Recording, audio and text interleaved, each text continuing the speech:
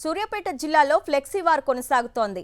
Suryapet collectorate కు వెళ్లే దారిలో రప్పారప్ప పేరుతో మంత్రి ఉత్తమ్ అనుచరులు హోర్డింగ్లు ఏర్పాటు చేశారు. హోర్డింగ్ పై తెలంగాణ బెబ్బులి ఉత్తమ్ అన్న యువశక్తి అంటూ రాశారు. నెల రోజుల క్రితం బీఆర్ఎస్ ఎమ్మెల్యే జగదీష్ రెడ్డి అనుచరులు ఏర్పాటు చేసిన ఫ్లెక్సీలకు కౌంటర్గా కాంగ్రెస్ కార్యకర్తలు ఏర్పాటు చేశారు. ఇవాళ కలెక్టరేట్లో ఇందిరమ్మ ఇళ్ల లబ్ధిదారులకు మంజూరు పత్రాలు ఇచ్చే కార్యక్రమానికి జగదీష్ రెడ్డి హాజరు కానున్నారు. ఈ నేపథ్యంలో హోర్డింగ్లు దర్శనమివ్వడంతో సూర్యాపేటలో రాజకీయ ఆసక్తికరంగా మారింది.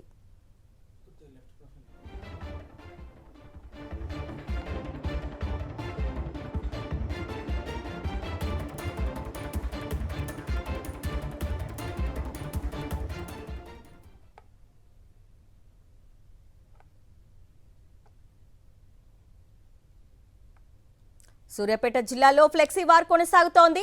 సూర్యాపేట కలెక్టరేట్ కు వెళ్లే దారిలో రప్పారప్ప పేరుతో మంత్రి ఉత్తమ్ అనుచరులు హోర్డింగ్ ఏర్పాటు చేశారు. హోర్డింగ్ పై తెలంగాణ బెబ్బులి ఉత్తమ్ అన్న యువశక్తి అంటూ రాశారు.